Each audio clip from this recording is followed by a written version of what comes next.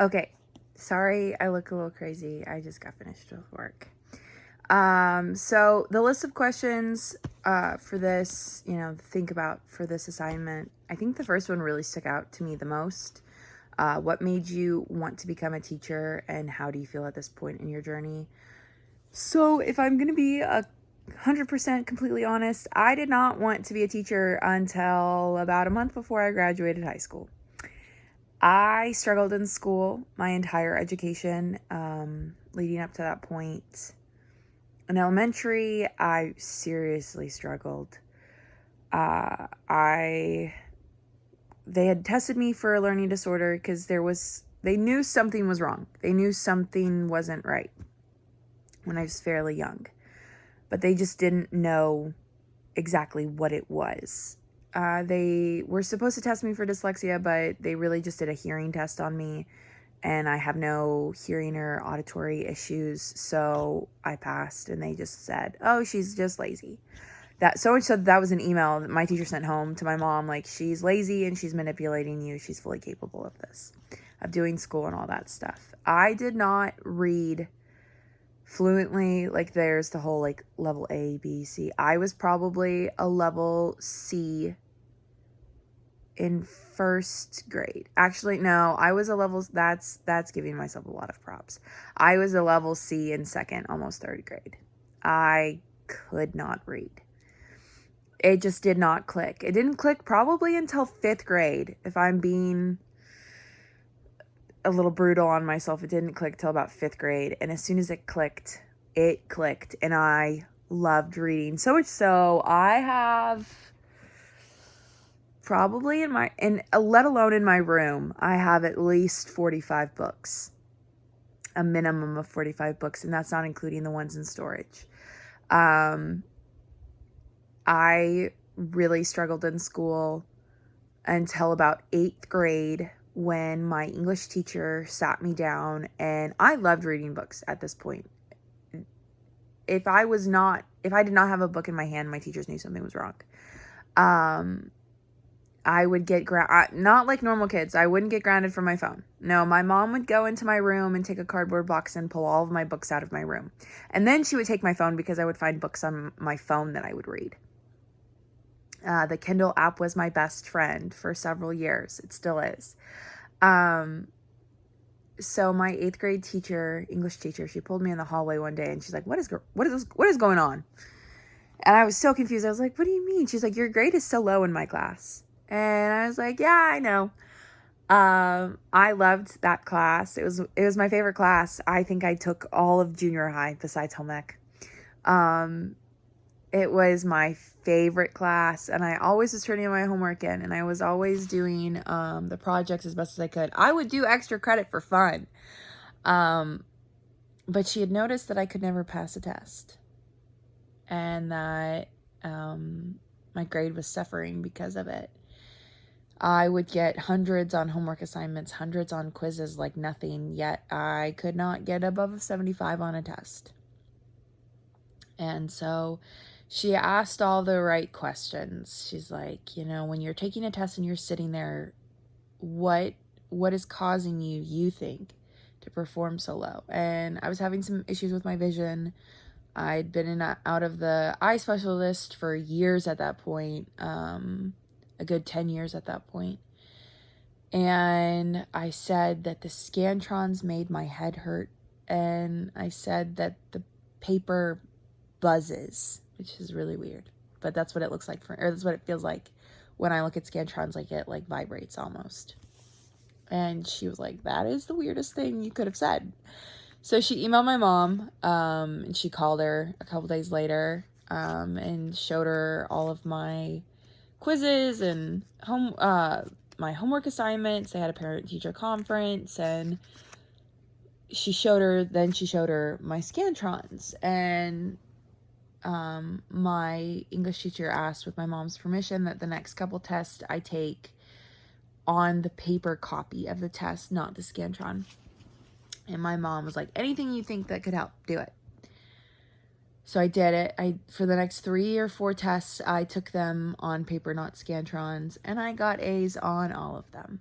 And so that led to my teacher talking to my mom, and my mom talking to my doctors, and my doctors running some tests and running some questions and all of this stuff. And it ended up with a diagnosis of I have dysgraphia caused by an ocular issue, not a neurological one. So I was able to finally get a 504 and finally able to get an RTI, and it really changed everything for me. School was still hard. School was never and probably will never be easy for me. But I was given some tools, and I was able to learn some more testing techniques and stuff and things to help myself around my learning disability or my learning disorder, whatever you want to call it. And so when I was a junior in high school, I graduated. That was the year I graduated high school. I took a bunch of classes early so that I could graduate as soon as possible, because I never wanted to step foot in a public education building again after I graduated. I wanted to be done with school. I didn't even want to go to college. But all of my plans had fallen through, and I had no idea what I was doing, and it was like April. I was in the car with my mom, and she like locked the doors. She's like, "So what are we doing?" And I was like, "I thought we were going to McDonald's." And she's like, "No, what are you doing when you graduate? Like, what are you going to do with your life? You're 17, you're walking across the stage in less than 2 months. What are you doing?" And I lost it. I was like, "I don't know. I can't do college. I'm not smart enough for it." And my mom literally like braked the car. I thought I was gonna die. The seatbelt pulled me back and all that. And she was like, "You are dysgraphic, not dumb." And I was like, "Okay, Jeanette, like you're kind of scaring me." But we talked, and at the time I was working in a daycare, and I really liked working with kids, and I really liked, I got to plan little lessons and little activities, and it was really fun, and I loved it. My mom was like, "Why don't you be a teacher?"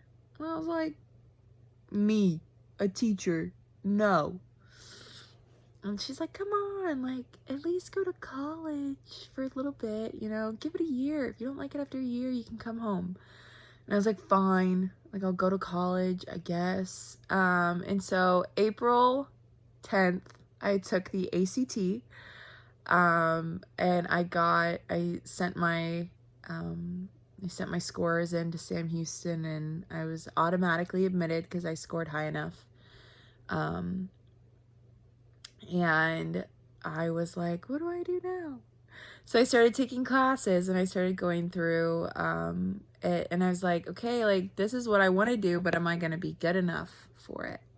Am I actually going to be capable of doing it?" And at this point in my journey, I think I'm capable of it.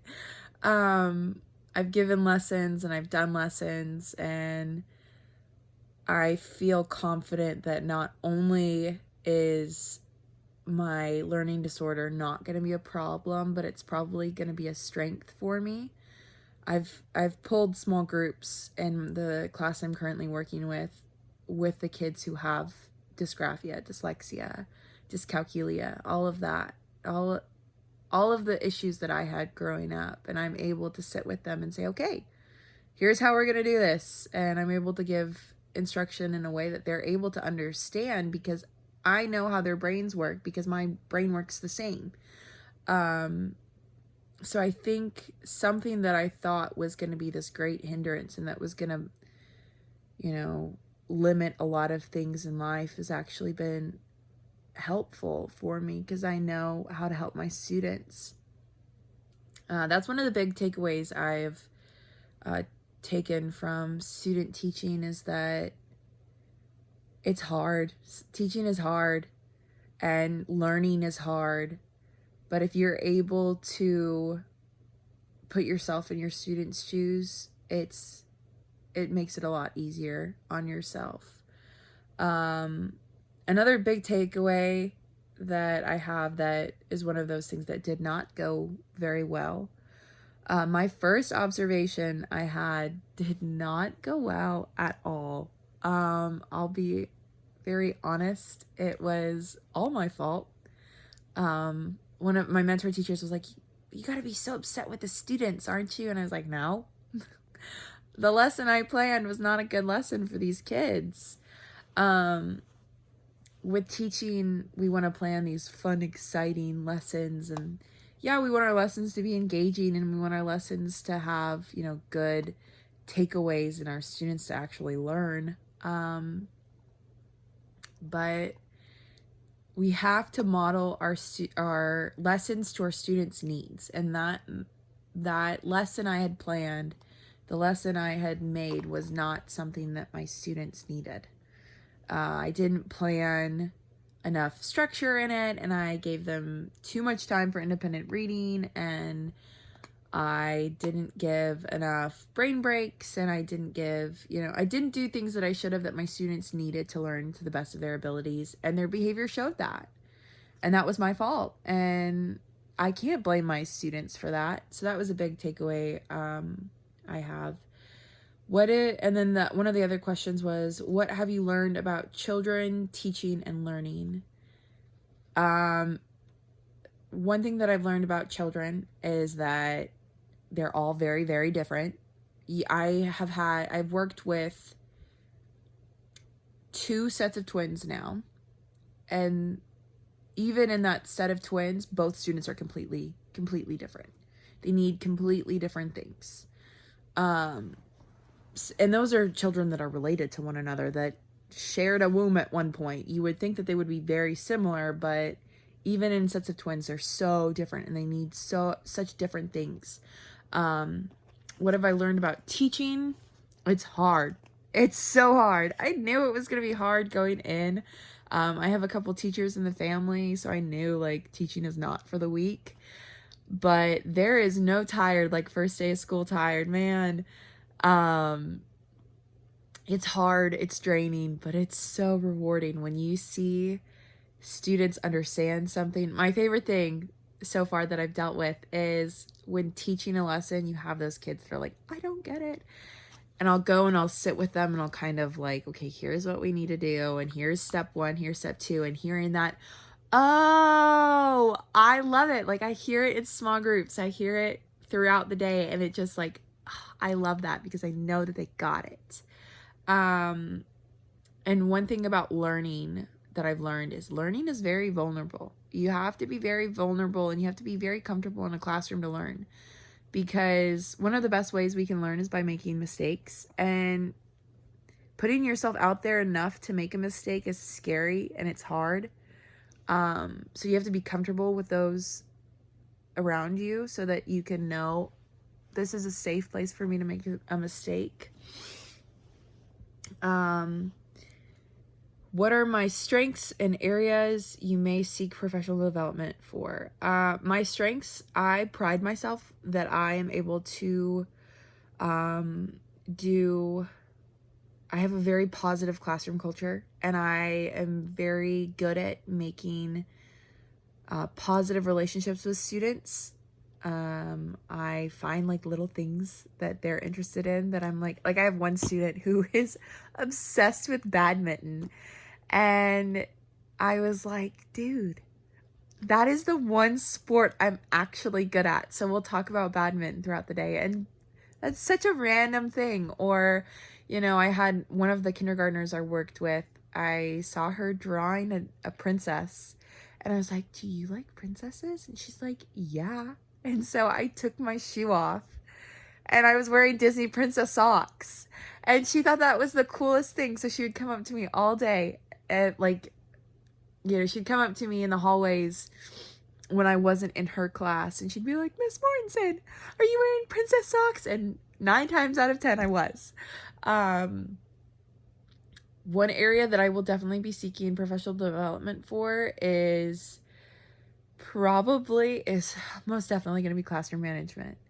I feel like classroom management is so hard because, especially when you have a good classroom culture going on, they want to talk with one another, and they want to because I try creating a comfortable classroom, sometimes they take that a little too far. But I also feel like every student is so different and every class is so different. Currently, I'm working with a 5th grade class, and we have a morning class and an afternoon class. And our morning class and afternoon class need two very different styles of classroom management. Because things that work in the morning class don't work in the afternoon class. So I'm very worried about, okay, like, you know, the techniques and tricks I have now may work for my first year of teaching, but it may not work with my second class. What do I do then? So that's one thing I want to continue learning about and continue growing in, is different ways of classroom management. Where do I see myself in 5 years, 10 years, beyond? I want to teach for as long as possible. Like I'm super excited to be a teacher. I actually met with the principal of the school that I currently am working with and student teaching in, and they offered me the position of their newest 1st grade teacher, and I accepted. So I'm super excited to be joining Exley Elementary, and I want to be there for as long as possible. But I do understand that I've already kind of started mentally prepping myself that there is going to be a year and there is going to be a day where I need to say I need to stop teaching, because every teacher hits that wall where they just need to be done teaching. I've had teachers where I go into their classroom and I know they are counting down the seconds to go home. And those classes were the worst classes because the heart wasn't in it. And once your heart leaves teaching, you need to leave teaching.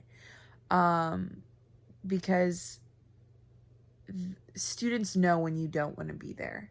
And some students don't want to be at school either, so they don't want to have a teacher that doesn't want to be there. So as soon as I kind of hit that wall where I'm finding myself more short with my students than understanding, I plan to go back to school to become a librarian. So that way I still get to work with kids and I still get to work with students, because it's something that I'm always going to love. But it's going to be working with books, and it's going to be, you know, more of the, you know, I get to visit their classroom more than I'm running the classroom, that I know that I'll love. And I'll still get to be in school, but I'll kind of be able to be more support than the teacher. So I think that that's my plan. I hope that I get to teach for as long as possible. But it's been awesome, and I look forward to seeing what I can do in the future. And I look forward to learning and growing with my students.